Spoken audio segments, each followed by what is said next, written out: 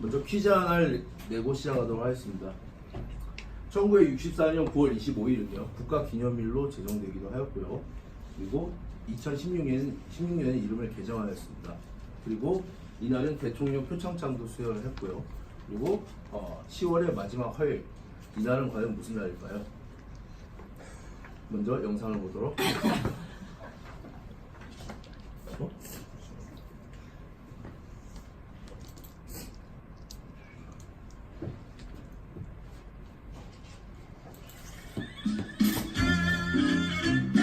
대통령령에 의해서 저축의 날로 결정된 후 처음으로 시민기관에서는 그 기념 행사를 가졌습니다. 한편은 저축하는 정성은 우리를 잘 살게 하고 국가를 부강하게 합니다. 저축하는 사람은 내일을 볼 줄 아는 사람이며 낭비하는 사람은 오늘만 아는 어리석은 사람입니다. 그런데 은행 저축 이자는 정기예금이 연 26.4%, 정기적금이 연 28%, 새생활예금이 연 12%의 높은 이자가 붙기 때문에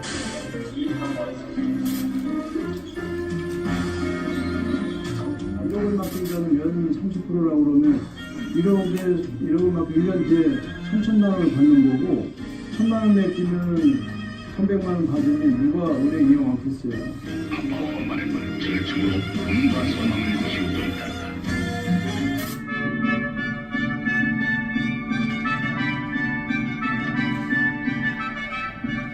네, 여기는 세종문화회관 대강당입니다. 지금부터 제22회 저축의 기념식을 중계방송해 드리겠습니다.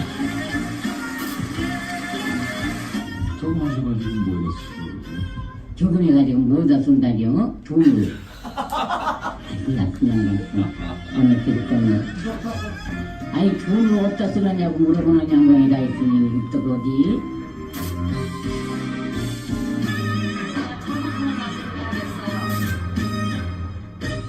오늘은 저축이 날렸습니다. 우리나라 저축률이 36%를 기록합니다.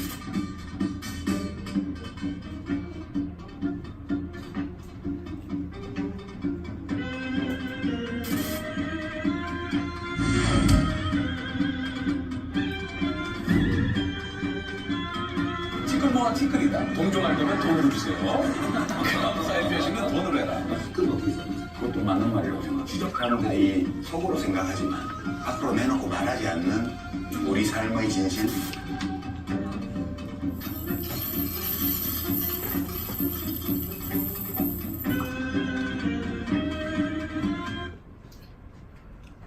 정답은 금융의 날입니다. 과거엔 저축의 날이라고 불렸었죠.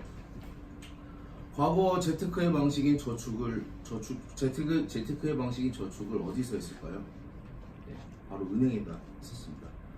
하지만 지금 현재 재테크인 금융은 어디서 할까요? 잘 모르시겠죠? 자, 여러분들은 지금 현재도 여기저기서 재테크에 대한 정보를 접하셨을 겁니다.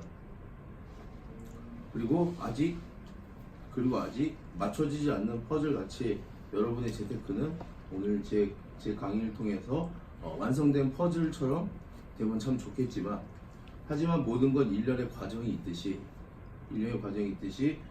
완성된 퍼즐을 맞추는 것이 목적이 아니라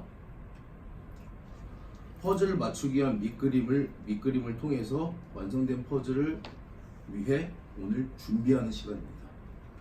그리고 저를 통해서 계속 소통하면서 완성된 퍼즐처럼 여러분들도 재테크 위너가 되시길 바랍니다.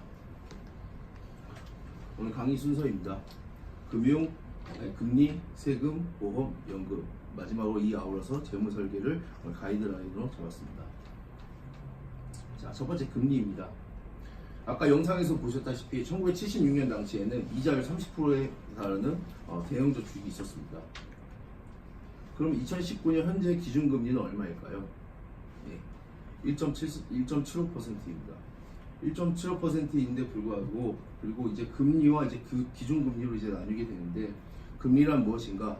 금융이자를 가르쳐 금리라고 합니다. 돈을 맡기거나 빌릴 때 붙는 이자를 금융이자라고 하죠. 하지만 여기서 제가 한번 질문을 드려보겠습니다. 우리나라 은행이 참 많죠. 근데 은행마다 금리가 조금씩 다를 겁니다. 그렇죠?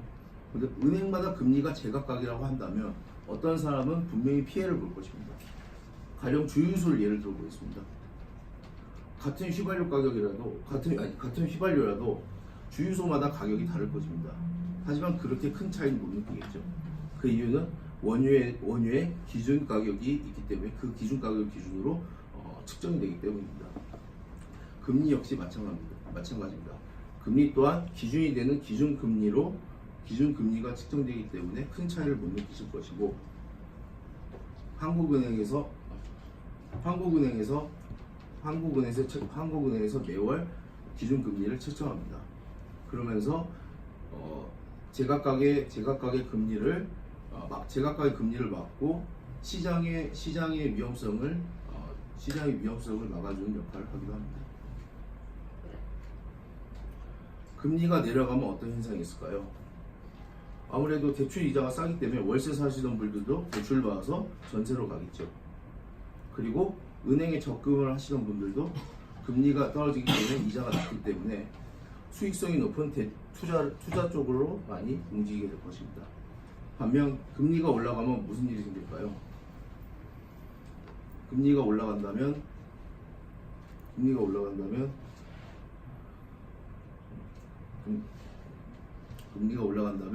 많은 사람들이 은행에 저축하려 하겠죠. 네. 적금 이자 몇 프로면 만족하시겠습니까? 라는 질문을 드리고 싶습니다. 현재 기준금리는 1.75%. 여러분들이라면 몇 프로에 만족하시겠습니까? 현재 시중금리는 2%입니다. 그거 약 2배인 4%의 적금을 지금 저와 같이 해보도록 하겠습니다. 매월 100만원씩 연 4%, 1년을 적금한다는 가정에 총 금액 1200만원을 저축한다고 가정해 보겠습니다. 그러면 예상되는 대출 이자가, 적금 이자가 있을 겁니다. 이거 기대 이자가 약 48만원인데요. 하지만 실제로 받는 이자는 26만원입니다. 이것에 대해서 좀 잠시만 설명드리도록 하겠습니다. 아까 제가 말씀드린 것은 연이율입니다. 연이율은 4%죠. 하지만 첫 번째 달에 100만원을 맡겼을 때는 연이율이니까 12달을 보관하게 됩니다. 1년 12달. 그래서 연이율 4%를 그대로 받게 됩니다. 하지만 그 다음 달은 1개월 부족분이 11달의 이자를 받게 되는 것이고 쭉 나가서 한 달의 이자를 받게 됩니다. 그러면 기대 이자는 48만원인데 그거의 반 정도밖에 안 되는 26만원을 받는데 여러분들은 아직도 저축을 하고 계십니다. 그럼 부모님 세대를 한번 돌아보겠습니다. 아까 영상에서 보셨던 우리 부모님 세대에서는 제가 하나 이거 예시를 가져왔는데 당시 음마 아파트는 분양가가 2천만원이었습니다. 그리고 당시 1978년도 때 평균 급여는 15만원이었습니다. 그렇다면 우리는 이 15만원을 가지고 음마 아파트를 한번 사도록 하겠습니다. 그럼 15만원을 몇 년을 모아야 2천만원이 될까요? 네, 당시 금리였던 30%를 적용해서 한번 계산해 보도록 하겠습니다. 여기 보시면 6년이 나오죠? 당시 금리 30%를 가지고 15만원씩 저축을 한다면 6년에 걸쳐서 2천만원이 만들어지게 됩니다. 그러나 지금 현재는요, 현재 음마 아파트를 보도록 하겠습니다. 여기 보시면 이쪽에 보시면은 가장 싼 금액이 15억입니다. 그렇다면 급여를 350만원이라는 설정을 해놓고 15억을 만들어 보도록 하겠습니다. 현재 금리는 시중금리가 2%라는 가정하에 한번 계산해 보도록 하겠습니다. 약 28년이 걸립니다. 그런데 여기서 끝나는 것이 아니라 과연 28년까지 내가 돈을 모을 수 있을까요? 두 번째, 28년 뒤에 음마 아파트는 15억일까요? 그리고 350만원이라는 급여는 내 급여 전부를 저축하는 것인데 15년 동안 그것이 가능하실까요? 네, 우리는 그래서 현실에 맞는 재테크를 해야 합니다. 과거의 재테크는 적금 맞습니다. 이자가 높기 때문이죠. 하지만 지금의 재테크는 적금이 아닙니다. 지금 현실에 맞는 재테크를 하는 금융을 하셔야 합니다. 두 번째는 세금입니다. 아까 저와 같이 적금하신 그 표를 그대로 가져왔는데요. 아까 보셨듯이 기재 이자는 48만 원이었지만은 실제로 받는 이자는 26만 원이었습니다. 하지만 거기서 끝나면 다행이지만 그게 아니죠. 비과세 이자를 해서 26만 원이고 세금을 제하게 된다면 22만 원을 받게 되는 것입니다. 그렇다면 이것은 무엇인가요? 우리나라는 이자도 소득으로 분류하고 있습니다. 그리고 모든 소득에는 세금이 부과되고 있습니다. 그래서 이자 소득에 관련된 세금, 이자 소득세가 반드시 붙게 되어 있죠. 이것이 약 15.4%가 됩니다. 그렇다면 10만 원, 15만 원을 저축을 한 상태에서 이자 소득세가 나간다고 하면 그렇게 큰 차이는 못 느끼겠지만은 100만 원, 1000만 원을 저금을 했을 때 100만 원이나 아니면 1000만 원을 저금했을 때 15만 원, 150만 원이 이자 소득세로 나간다는 것은 여러분들 스스로 굉장히 아깝게 느껴질 수 있습니다. 그래서 우리는 세금에 민감해야 할 필요가 있습니다. 세금 없이 이자를 받을 방법이 있나요? 예, 있습니다. 그건 바로 비과세라는 것입니다.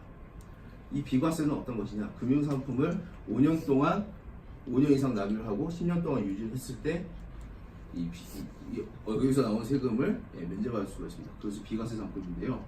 은행에서 비과세 상품을 많이 팔고 있는 것을 보셨을 겁니다. 그리고 여러분 은행에서 보험 팔고 있는 거 아시죠? 그것도 역시 은행에서 보험사에서 취급하는 보험 상품을 대부분 가져다가 판매한다고 보시면 되겠습니다. 보험. 네, 세 번째는 보험입니다. 여러분 재테크에서 보험이 필요하다고 생각하신가요? 어떤 분은 그럴 수도 있고 어떤 분은 아닐 수도 있습니다. 하지만 제가 이것에 대해서 한번 설명드리고 싶습니다. 전부터 지금부터 여러분 앞으로 쭉 재테크라는 것을 쭉 쌓아오면서 여러분만의 재테크만의 집을 만드셨습니다. 하나 어떤 이벤트로 여러분 혹여나 아프시거나 다쳐서 병원에 입원하시거나 수술을 하시게 되면은 어떨까요? 아픈 것도 서러운데 병원비까지 지불해야 되죠. 그리고 내가 공들여 쌓은 이 재테크라는 집을 병원비로 인해서 무너지고 말 것입니다. 그렇기 때문에 저는 이 재테크와 보험에 관련해서 저는 이렇게 말씀드리고 싶습니다. 보험으로 재테크를 하는 것이 아니라 여러분의 재테크를 보호하기 위해서 보험이 필요하다고 저는 말씀드리고 싶은 겁니다.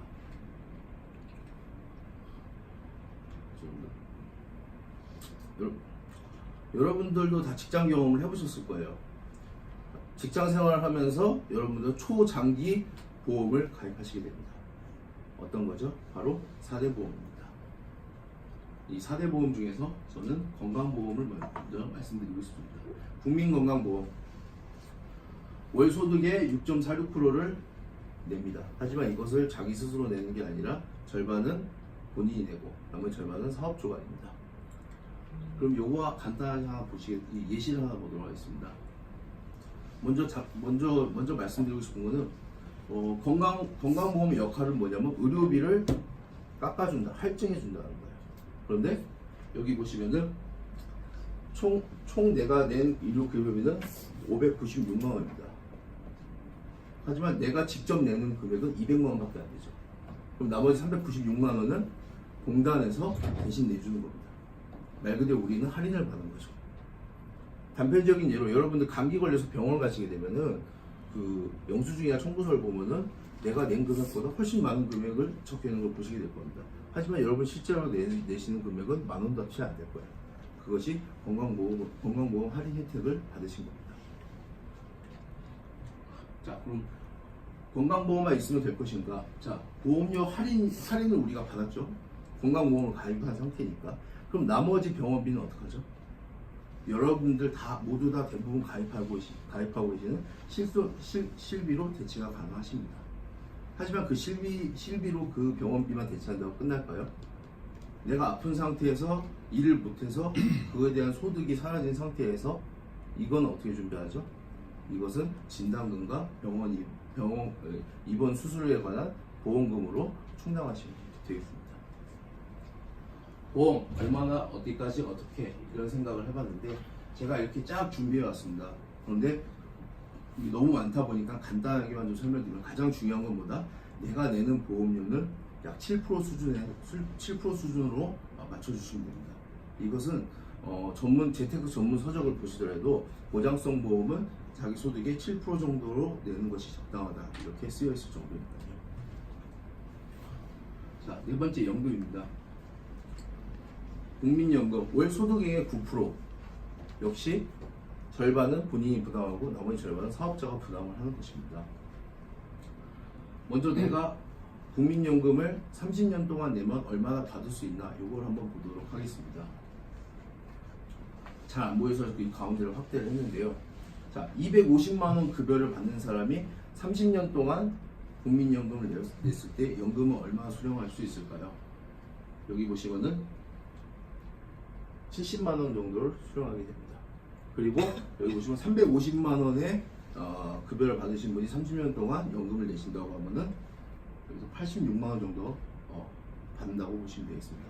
그리고 내가 소득이 좀 더 높아서 약 400만 원 정도의 급여를 받으신 분이 30년 동안 국민연금을 납입을 하고 있다면, 나중에는 약 94만 원 정도, 여기 밑에 보시면 94만 원 정도의 국민연금을 받게 됩니다.